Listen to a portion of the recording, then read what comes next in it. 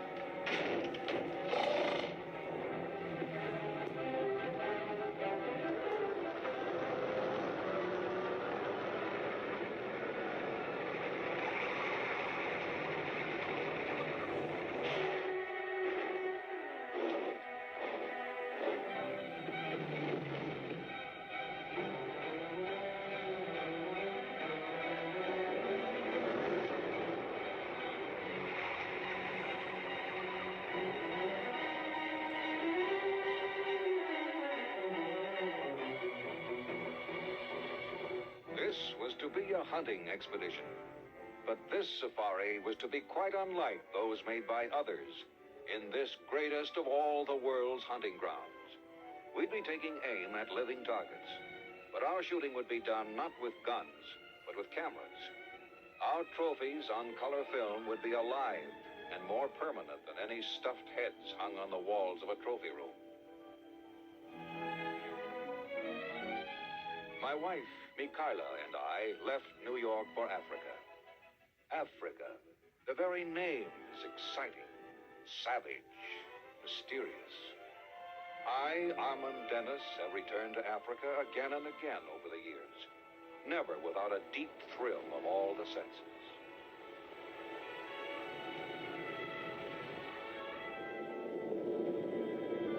Cairo, gateway to the barbaric splendors of ancient Egypt, gateway to a world of adventure.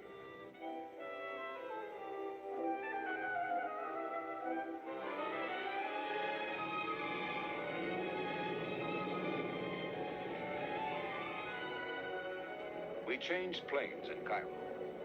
A few hours later, we circled white-mantled Mount Kenya, almost astride the equator, rearing up to signal the end of our flight. Now we were in Nairobi, in British East Africa, long our base of operations, and now also our home. Once we left here, we'd be closing the book on many of the comforts and conveniences of civilization. But the world we were going to step into was not new to us. Africa is our business. Some of our objectives we had already planned, such as a return to my old guerrilla capture country. Other adventures would be, well, in Africa, you take them as you find them, or as they find you. Once away from our base, we must be completely self-supporting. We can't consult the yellow pages in the phone book for something we left behind, and need in a hurry.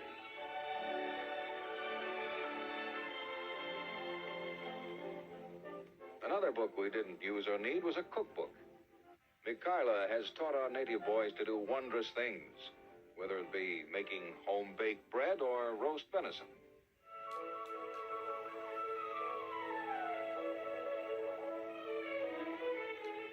The favorite crested crane which accompanied us on this safari elected itself camp pet and practically joined the family.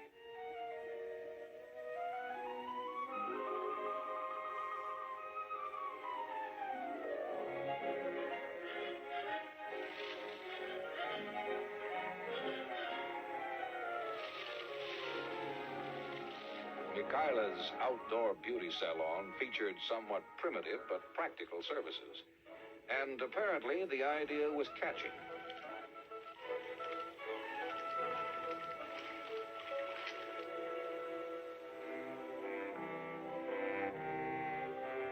We tested our camera on an itinerant and venerable tortoise.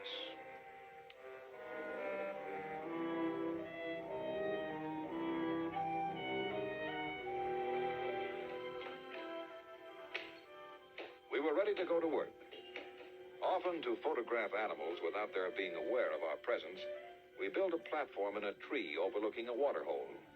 Build it high enough for safety from elephants, add a camouflage camera blind, and be very patient.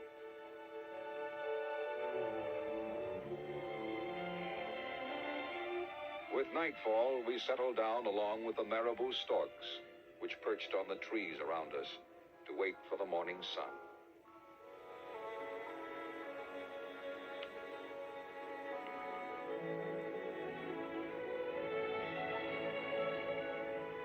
First to appear in the sunrise drinking ritual was an antelope.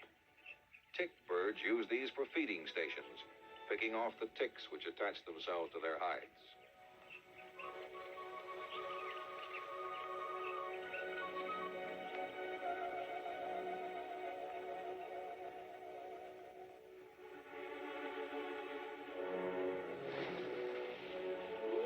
A small herd of elephants came for a shower bath and general morning ablutions.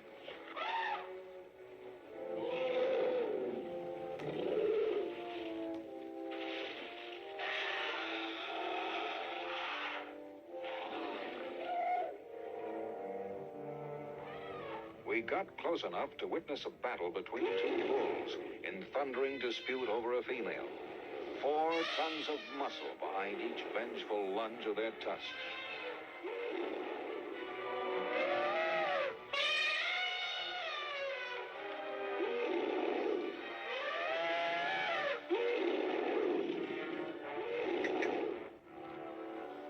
Apparently, elephants don't mind brawling in public, but they don't like a record made of it.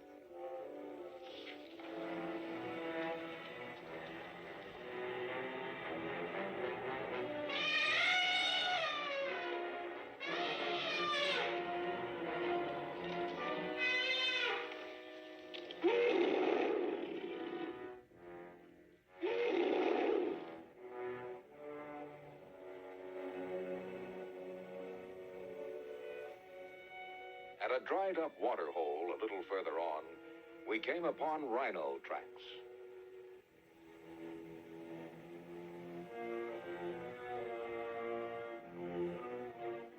Soon we saw a herd of white rhinos, the largest I've ever seen. And then we were photographing at much too close range a group of 3 black rhinos. They are dangerously swift and agile for their size, and are the most aggressive of Africa's animals. Their poor eyesight is our only protection, for we never carry guns.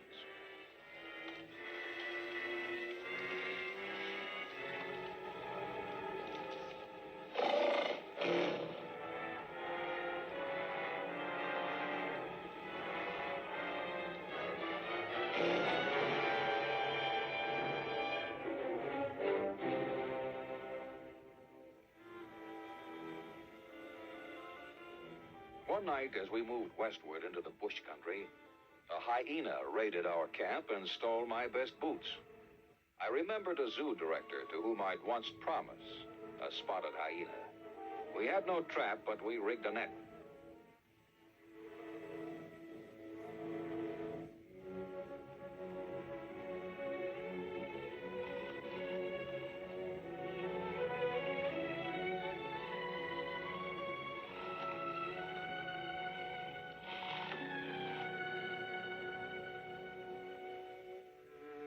The hyena is far from being one of the nobler animals in Africa, even though as a scavenger he helps with the local sanitation problem.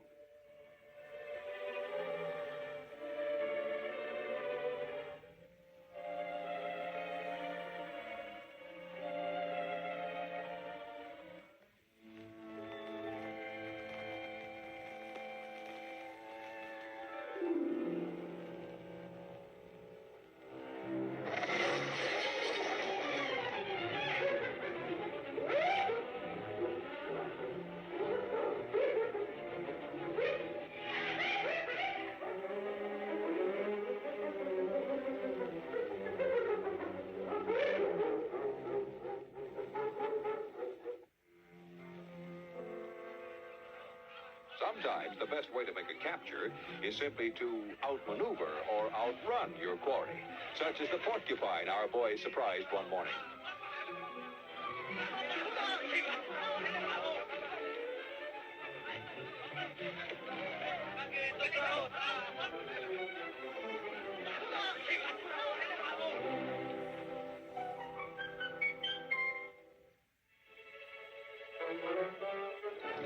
With the African spring hare, which appears to be half rabbit, half miniature kangaroo, all you have to do is cut fast corners and out-hop him.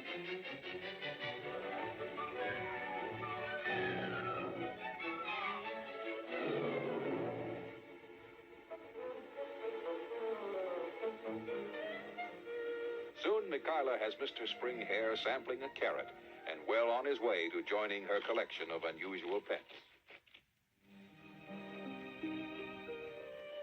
This antelope dangling high in a tree and claw marks going up the trunk meant we had the exciting chance of photographing for the first time one of Africa's most unusual sights, a leopard larder, a striking example of animal wisdom and ingenuity. This leopard made his kill yesterday. Not being hungry enough to eat it, he has dragged it high into a crotch of the tree.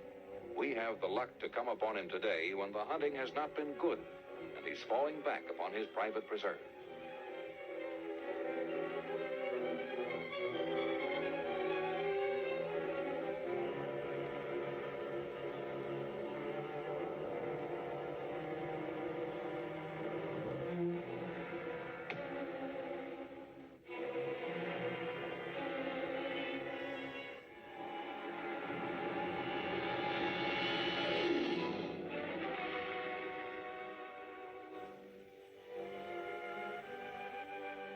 We didn't know it at the time, but we were to meet this very same leopard again the next morning, and under much more dramatic circumstances. One of our boys, returning from the waterhole, was completely unaware he was being stalked by the most dangerous animal in Africa, one of the fastest, stealthiest, and pound for pound, the most ferocious.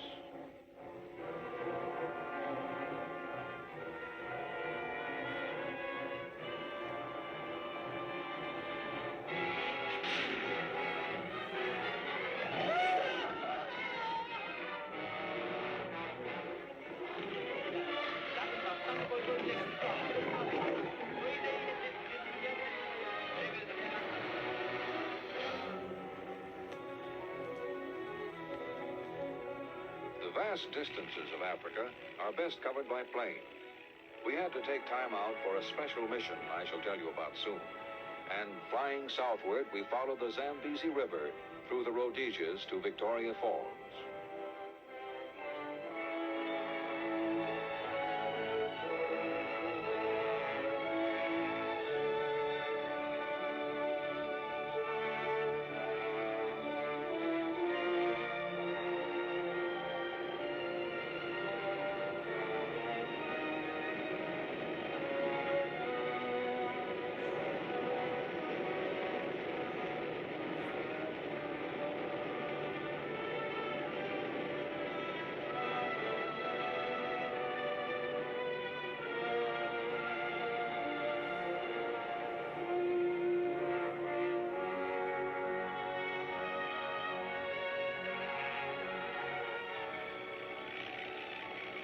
From the air, we have sometimes made discoveries in jungle country which would have been denied to even the hardiest and most determined land-bound explorer. We saw a flash of color below us. To our delight and surprise, it was a lake swarming with thousands of flamingos. I recalled an old legend of the Maasai, the great warrior tribe of East Africa, about a lake of brave souls, a lake lost in the mountains beyond the desert, to which the souls of warriors killed in battle came and lived as huge pink birds. This probably was it.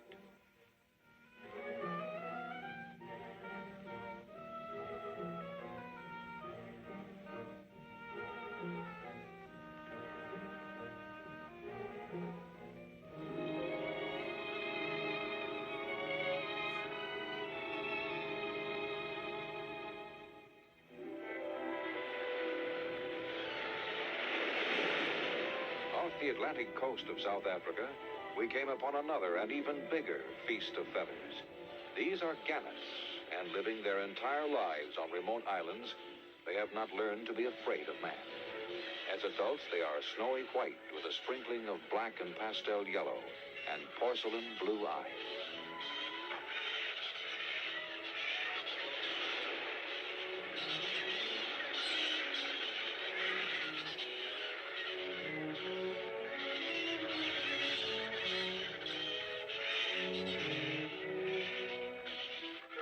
Confronted by this congestion, a bird coming in for a landing has somewhat of a problem, especially if he wants to set down within conversation distance of his mate. At birth, a gannet has only a black skin, but soon grows white fuzz, which will give way to sooty black feathers before he acquires his first coat of pastel shades. Mealtime by regurgitation takes very close cooperation between the mother bird and the still helpless chick.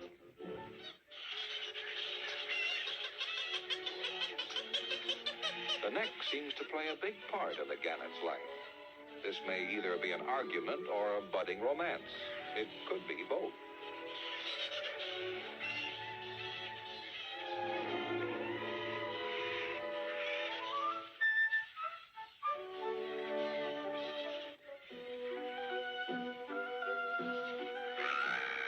Because little is known of the gannet's migratory habits, we banded some of them for the University of Cape Town.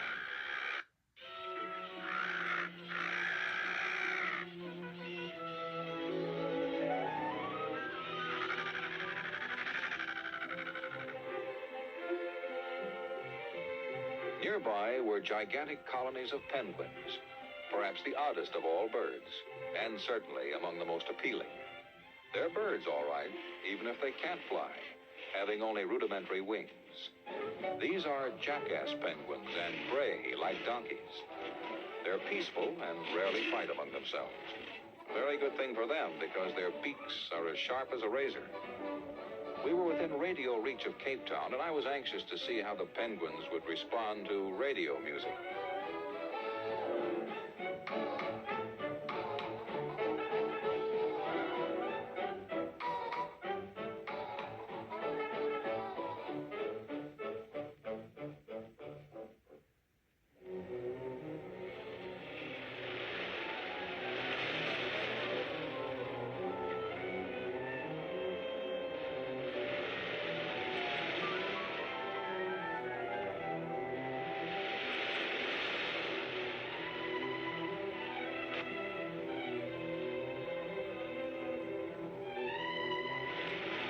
You'd think at first sight that the pounding surf and huge rocks would be a dangerous playground.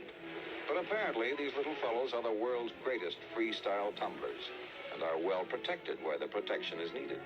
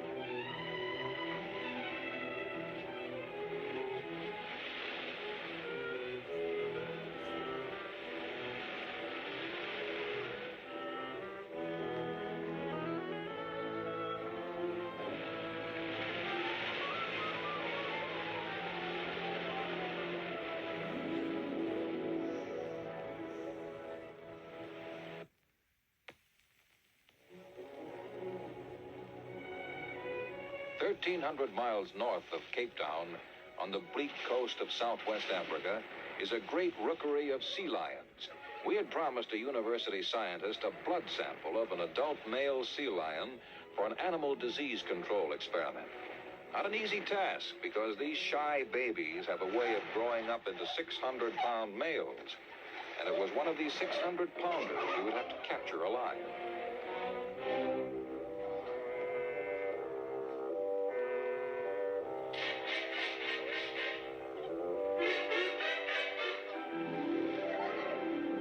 Sea lions differ from their more familiar cousins, the seals, in being considerably larger and considerably more active and pugnacious. They have an acute sense of smell and of hearing, and voices varying from a plaintive bleat to a harsh barking.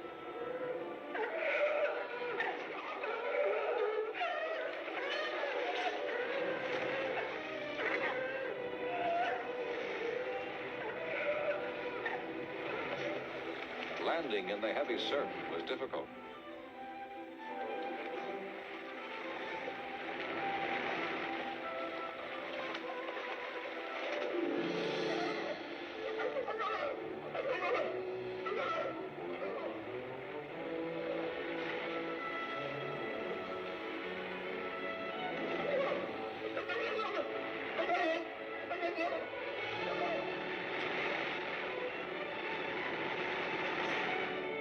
No one had ever captured a quarter-ton sea lion alive. We planned it as a job for a net. Some local fishermen, although somewhat unwilling, were persuaded to join us. We agreed on procedure and signals and started stalking. This should be easy. Just pick out a victim and wrap him up.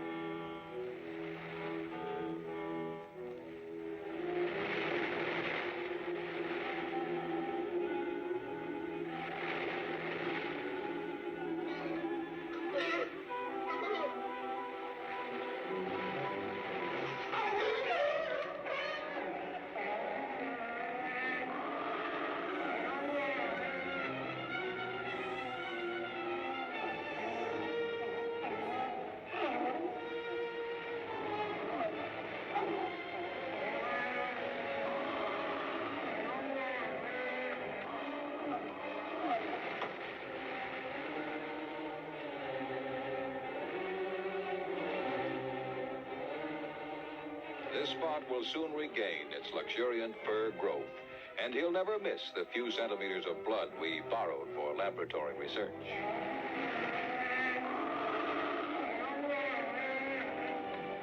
Once we released him, he didn't even pause to give us a look, but lolloped straight for the sea, more hurt in dignity than in health.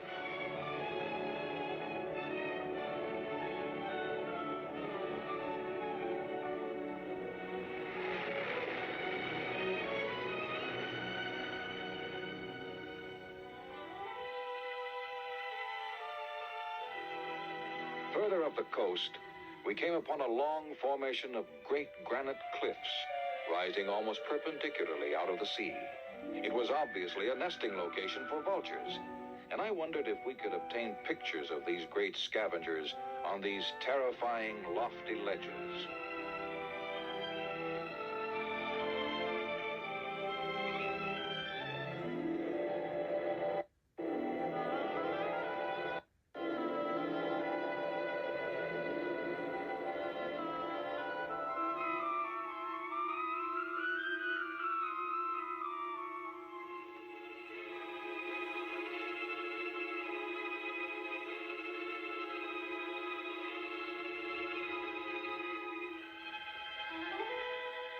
In a spot like this, the eggs are remarkably safe from marauders of any kind.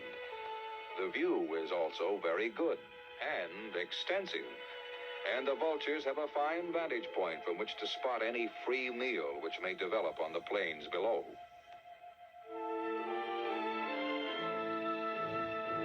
Back in bush country, we entered the region of the Wanderobo, a spirited tribe related to the brave Maasai. As we approached, a local chief stood ominously with an escort of warriors. I knew what it would be wise to do. I would pluck a bunch of grass and offer it to him. If he kept it, we would have to make a wide detour of this area, and fast. But if he spat on it and handed it back to me, I would know he would treat us with hospitality.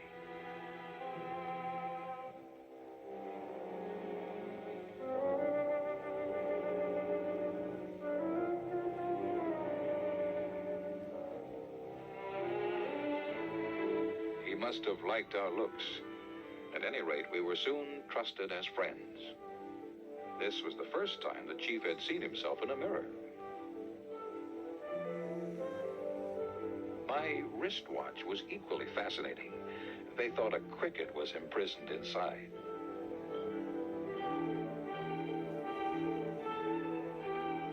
The simplest things evoked amazement and amusement among these people who seldom get close to the weird ways of the white man.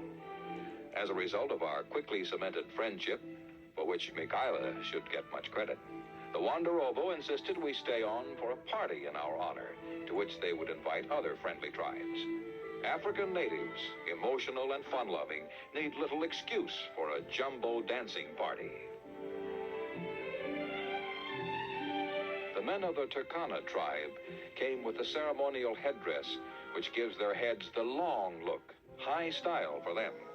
Their hair is shaped with mud and the yolks of ostrich eggs. Into the lengthened skull, ostrich feathers are inserted.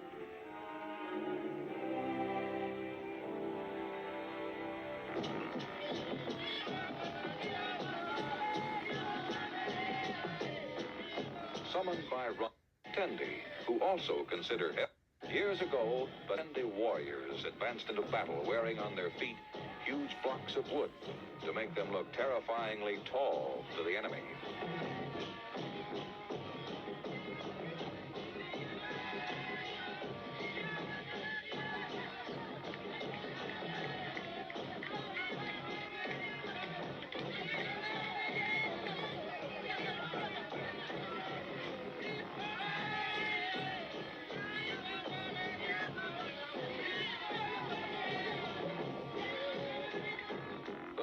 Tribe provided the instrumental music, and nobody complained that they did not play loud enough.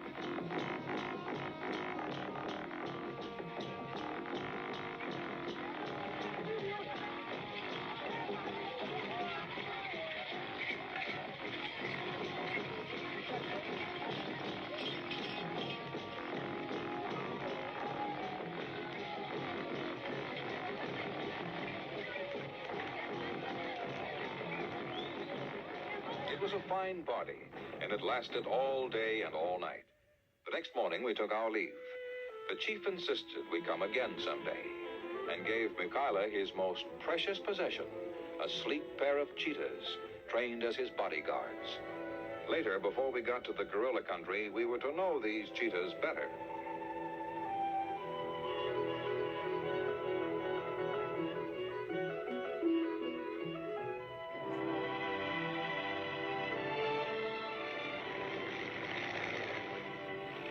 Flying over game country is the best way to realize the wealth of wildlife which still survives in immense Africa. You feel as if the pages of time had been turned back to a more primitive age, when animals roamed the tropical earth in their countless thousands, before man the enemy, man the ravager and destroyer had been born.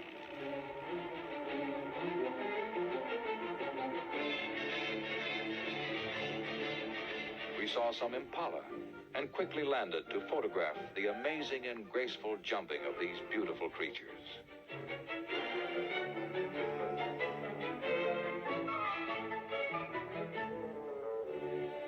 These are topi. Here are kudu.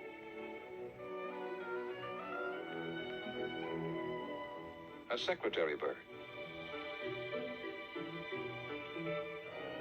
Waterbuck.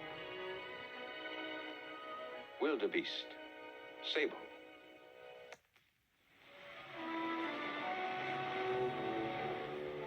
We were to spend Christmas at Carr Hartley's farm. Hartley owns a successful animal business in Africa and has many of the world's zoos and animal dealers as his customers. It's a huge, exciting place, alive with wild sound and color, and it's always a pleasure to stop by and see his new specimens.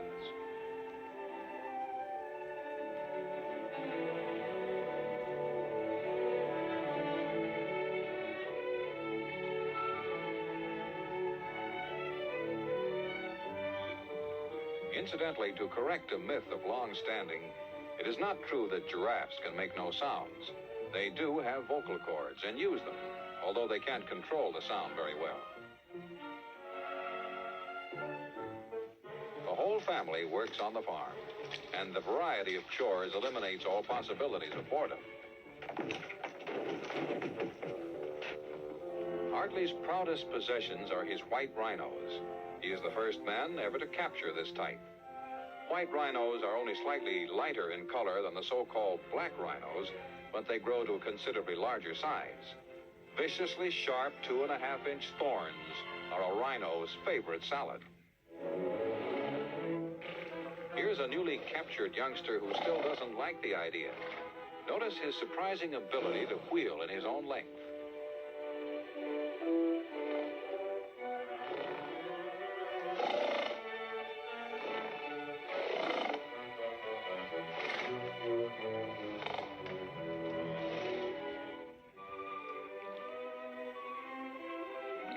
Helping a young giraffe with a pail of milk, Michaela finds that if she isn't careful, she'll get some of it right back.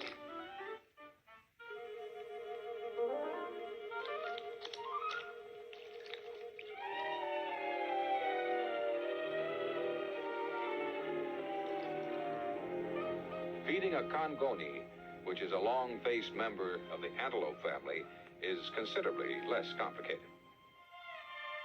Small and cuddly as he is, this caracal kitten can't conceal his instinctive savagery.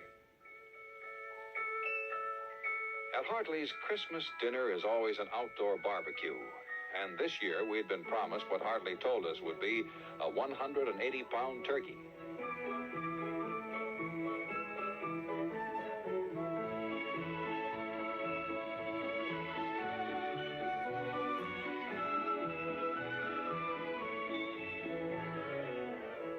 I doubt if anyone ever tackled a bigger drumstick.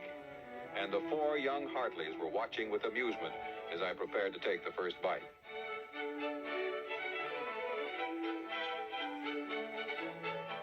Although much of their life is, boys asked for new pets, as crested rat, which looks like Pat's package contains a turaco, one of the colorful native birds. Roy gets a monkey for his very own, which will soon follow him wherever he goes. And Brian finds himself the master of a small hedgehog.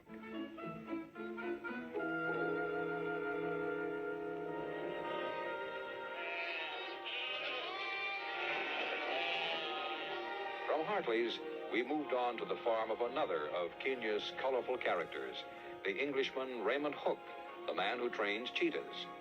We had sent our gift cheetahs here for some very special training, and Hook had captured 3 more for us, still quite wild.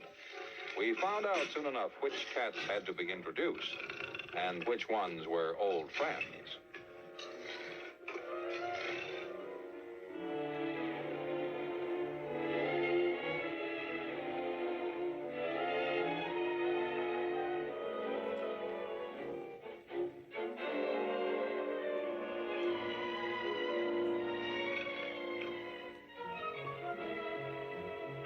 Hook trains cheetahs for wealthy Maharajas who use them to hunt game in India.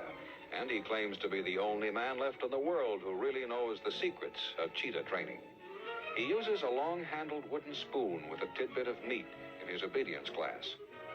To the big cats, it represents both authority and reward.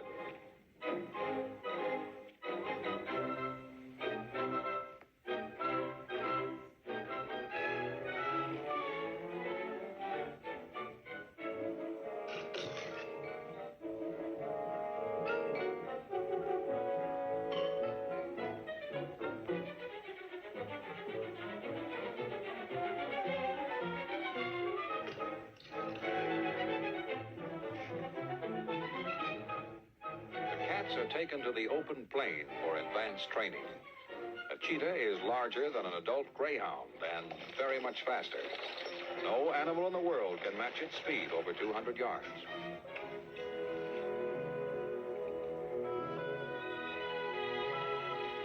The bait is towed by a fast horse, but even the fleetest racehorses couldn't win against the 60-mile-an-hour cheetah.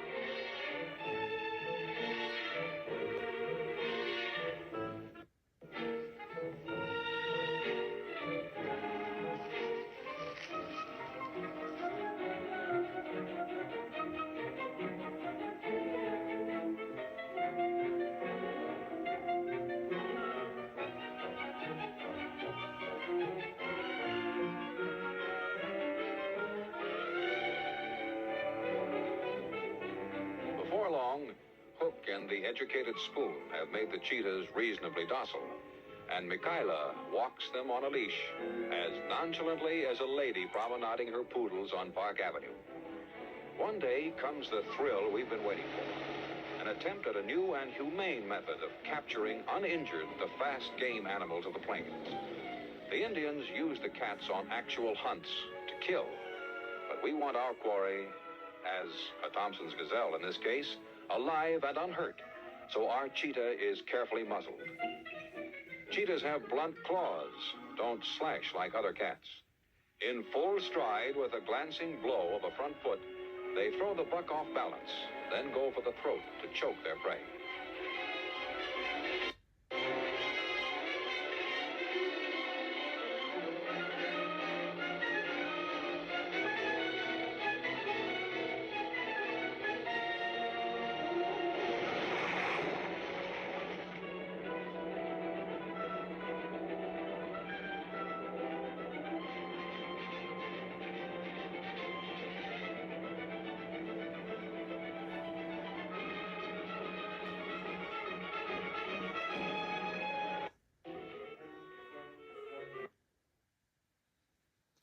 Tommy's trembling, but quite unharmed, and not even out of breath.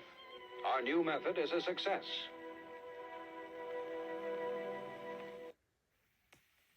A 1,000 miles to the south, we visit another farm, which raises ostriches instead of cattle, and has fan dancers as its principal customers. This is Highgate Farm at Outshorn. Now about ostriches. They don't bury their heads in the sand, but they do love to bathe in it. They're the largest birds in existence. Some grow to be 8 feet tall and weigh 300 pounds. The males are black and white, the hens gray. Although ostriches have elegant feathers, they can't fly at all. But they certainly can run, covering 25 feet at a stride.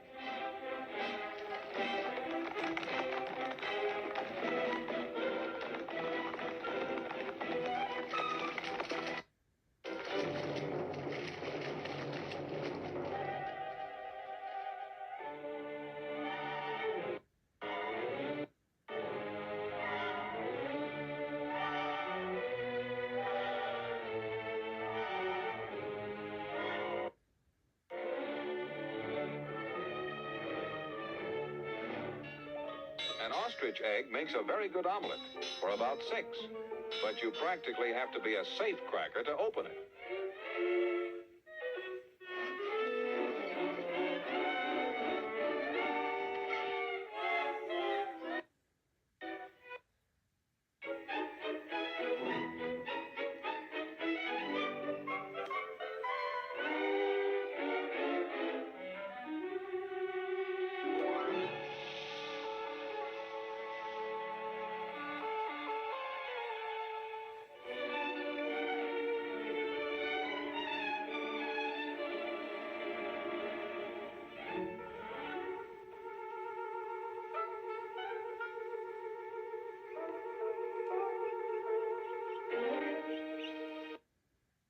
Mikyla's lucky enough to see a hatching, and she calls me over to inspect the chick.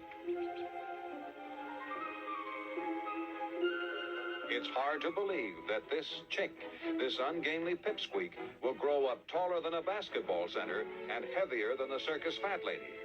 But these birds really can eat. Why, they'll even steal a man's ostrich omelet. When he puts on the which has, there's no idle conversation at the dinner table. Just gobble, gobble, gobble. He who works the fastest will get the mostest.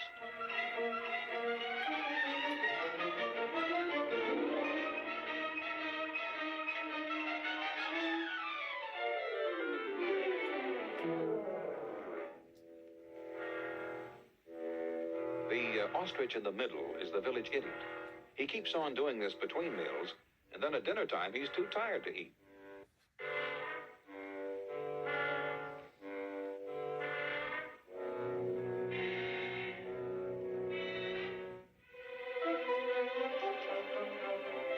Ostrich boys assure us that these birds are tractable, fine for riding, and they snare one claimed to be particularly gentle for Mykyla. Now, an ostrich can be rough, faster than a horse, with a vicious beak and a kick that can disembowel a man. I begin to worry when I see our pacifist's footwork, but his proves deserved.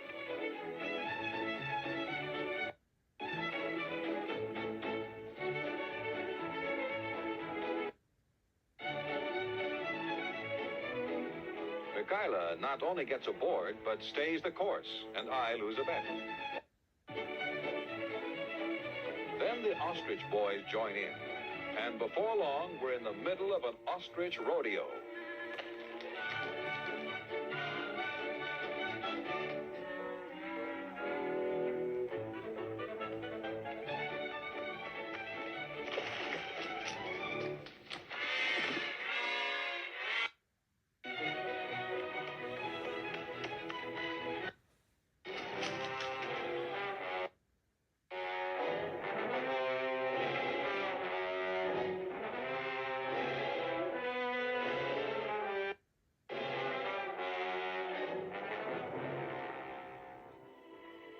We are on the move again, heading for the jungle on a strange safari. We are going to witness a war, not of men, but a war between man and the gorilla. A tribe to the west has been waging a constant battle with the huge apes, which are numerous in the forest. Now the gorillas have twice raided a village, killed 2, and the tribe has sworn a war to the death. Our mission is not to participate, perhaps not even to record the brutal. We hope, if possible, to save some baby gorillas, immensely valuable to science, from being killed by the warriors.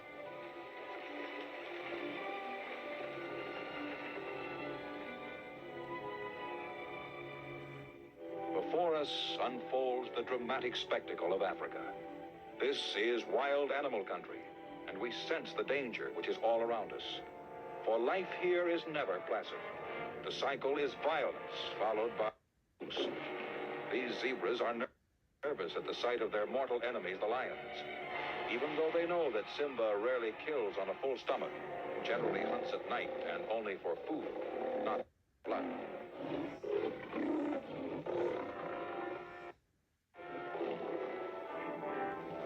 Here are the laws of the jungle, poignantly dramatized. When the lion departs, a jackal charges in to drive the scavengers away. Returns, everybody leaves. Eventually, the vultures take over. After them, there are only the ants.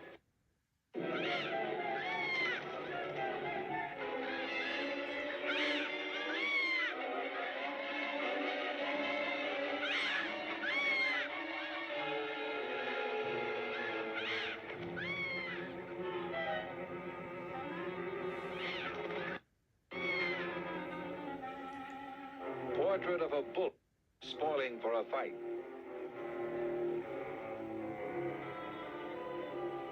We slowly push ahead toward gorilla country. Many days, and we realize that it may be fruitless. We do not know this warring tribe.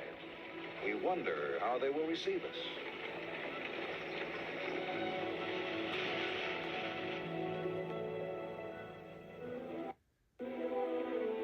We have gone as far as we can by ox cart. Ahead lies a trip downriver, and for this, large dugout canoes have been prepared for us. But the river is crawling with crocs and hippos. There is a chance of unusual picnics. We risk the hazards of the trip without our noisy native helpers.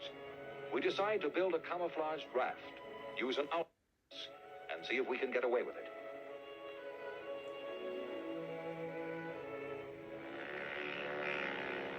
We get underway in our floating blind. The raft is adequate for a short journey, perfect for getting pictures in close, very close.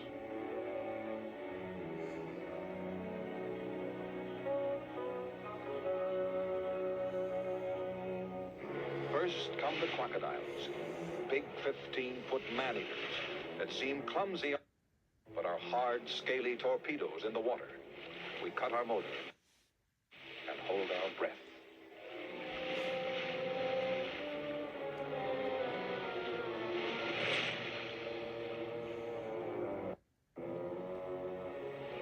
No sooner do we clear the crocs than we sight a small elephant herd just finishing its daily bath.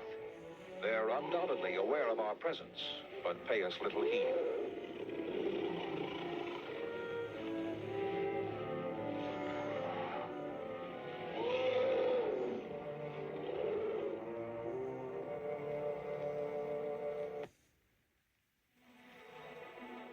The word hippopotamus means river horse.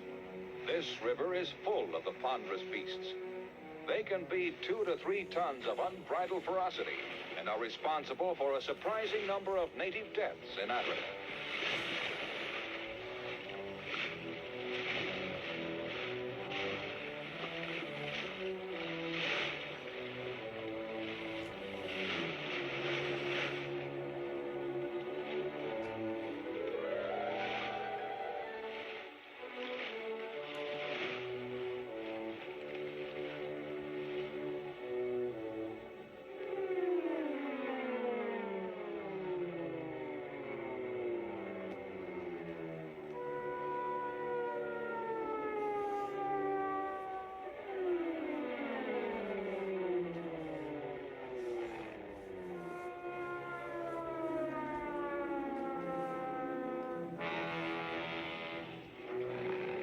Not all hippos spend the day in lazy siesta, however.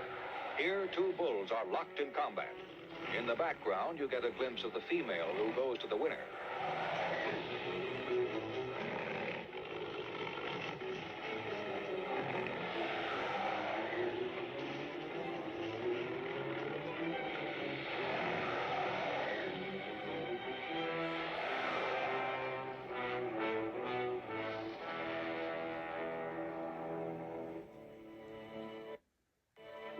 We give you 3 guesses as to what this is. It's alive. It's animal.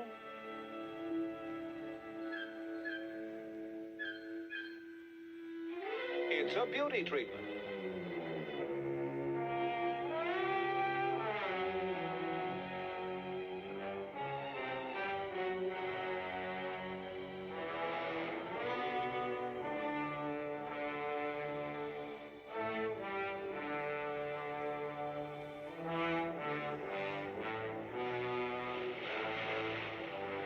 Sees a buffalo, one of the most dangerous game on the continent. We close in, risking a charge, and it's worth it. In the half flanked by the shore, we capture this rare photographic prize.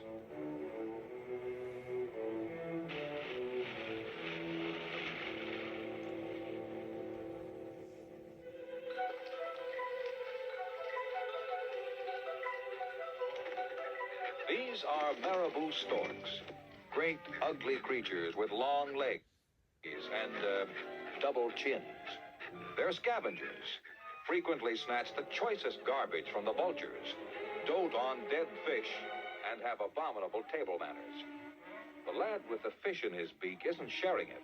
In fact, he doesn't even want the others to know he's got it. Watch him make for the door with his coat collar up, just like the fellow at the bar who downs his drink and tries to take a powder without paying the check.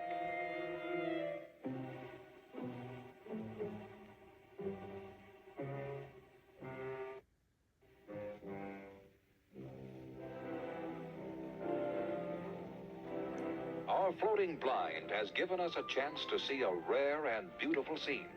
The legendary Dance of the Pelicans, a dance which defies explanation, but has all of the precision and grace of a ballet.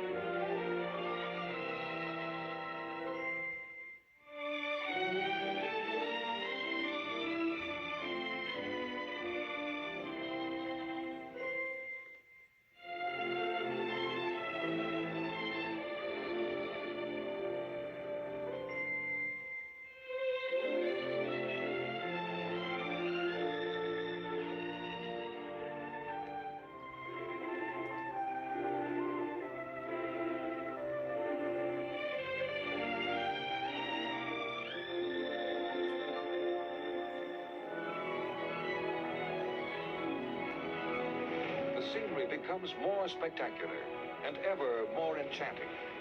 At moments like this, all the long, grinding safaris seem worthwhile. And you remember an old Arabian proverb, "Whoso drinketh the waters of Africa will return to her again and again."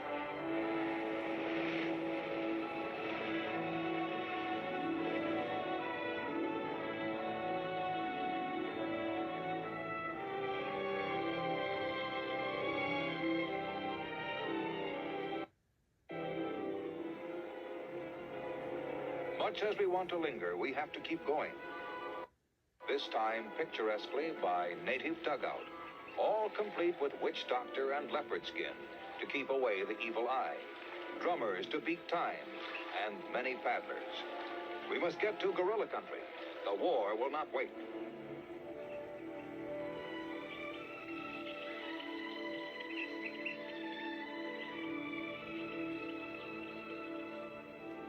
In the equatorial forest of the Congo, we pause briefly to present our diplomatic credentials, cigarettes, to one of the world's most primitive people, the pygmies, scarcely more than 4 feet tall, but good hunters and brave fighters.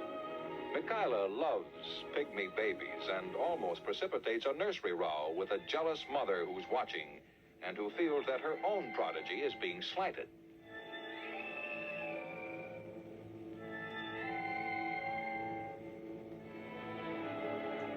A shift of attention quickly smooths Mama's ruffled feelings. One old lady asks a favor. She loves honey. There's some in a wild beehive in a nearby tree. We get a good tree climber and set out with plenty of company. When we get there, a little pygmy goes up, with every sweet tooth in the tribe throbbing below.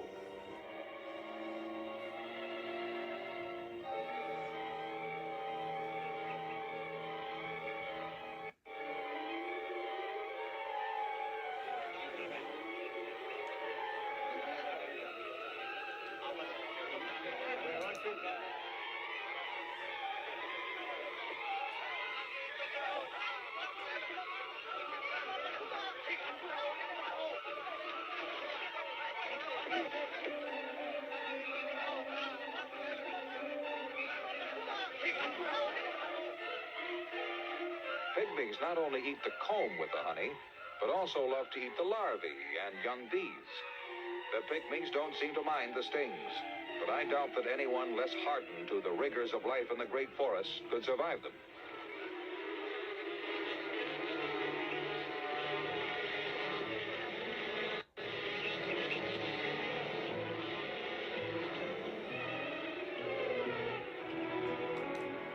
Our trip is almost at an end, and we travel the last leg in classic African fashion, on foot with porters.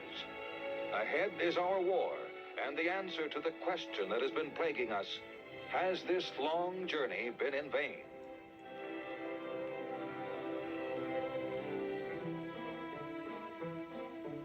At the guerrilla hunters' village, we make camp and receive a delegation headed by the chief's first lieutenant. We have not come too late. The attack is set for tomorrow. But the lieutenant makes a long, impassioned speech.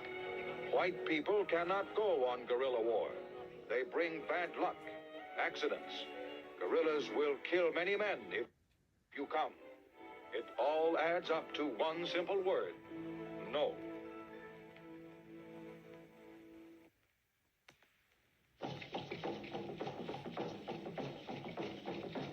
Already the war dances have begun. I appeal to the chief himself. This is our last hope. We have come far. We will not interfere. Finally, the chief nods his consent. We can go. Men, women, and children join in the ceremonial rituals. They fear and respect the gorilla, and their tribal dance calls upon the spirits to give their warriors strength and protect them.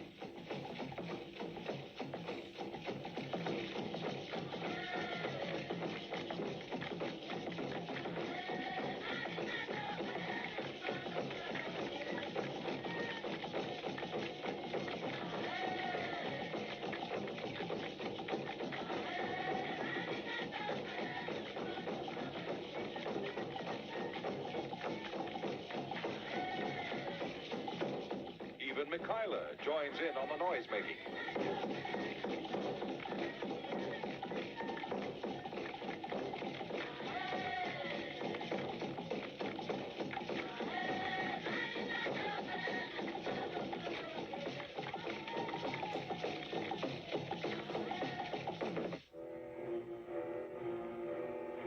After a night of dancing, 400 hunters, assembled from a dozen villages, advance into the jungle in the early morning. They carry nets, harpoons, spears, and weird 100-year-old muskets. We feel that few correspondents have ever covered a war as bizarre as this one in the depths of the African jungle.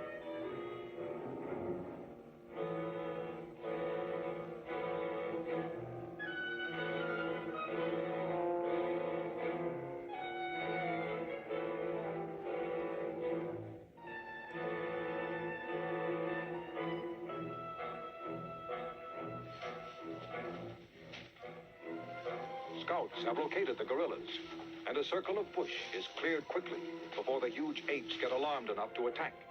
Then nets are strung, encircling the entire area, and around these nets, the hunters deploy.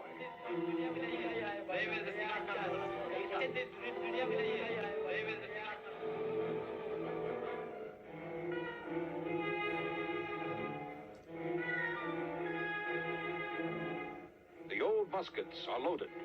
First with a terrifying charge of black powder, then with a wadding of coconut fibers, and then with so-called bullets, nuts, bolts, hunks of metal, our own wadded-up sardine cans, anything that will fit into the barrel.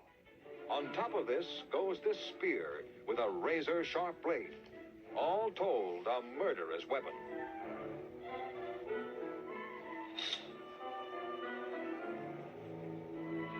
In the middle of the day, the women and children come out from the village to bring the men food. As the hunters sit down to eat, they know that before long, the trapped guerrillas must make their charge for freedom.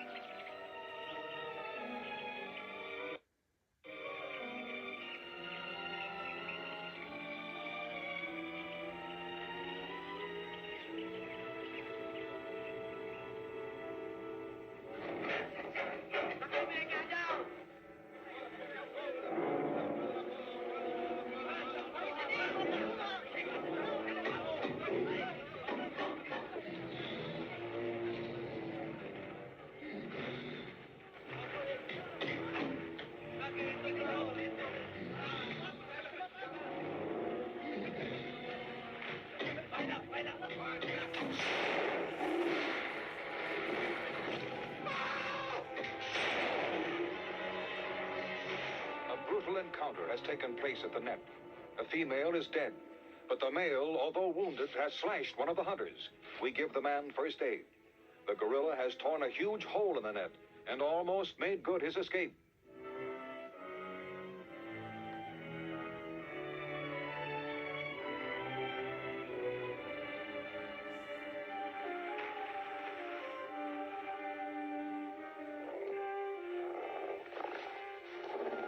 Luck is with us. We get the chance we have come so far to seek. The chance to save a baby gorilla from the ruthless vengeance of the hunter.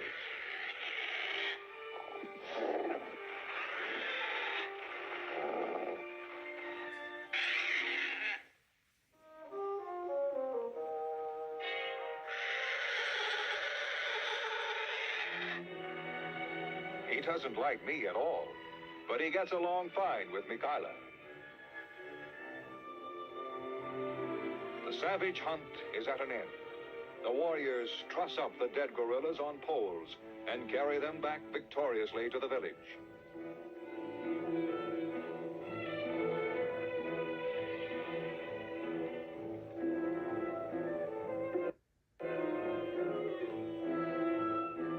The male gorilla weighs 450 pounds.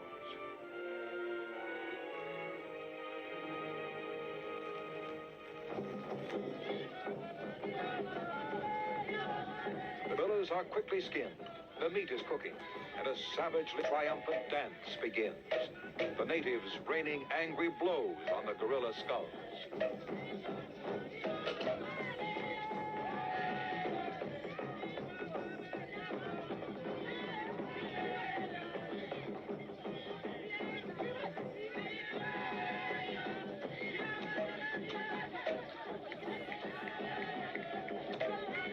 Hour after hour, the dance rages on. As we watch, our minds turn back and we are traveling through Africa again, reliving the great moments of our long journey, recapturing the color and glamour of this fabulous, passionate land.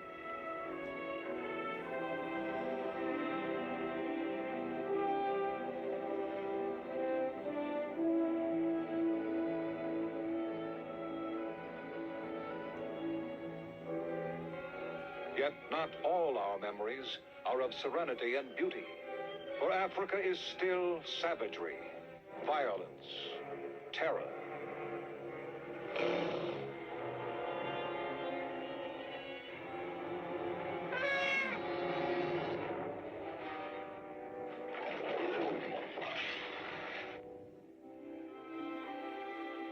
You never really leave Africa. You take it with you, knowing that someday you must return to the endlessly fascinating land that lies below the Sahara.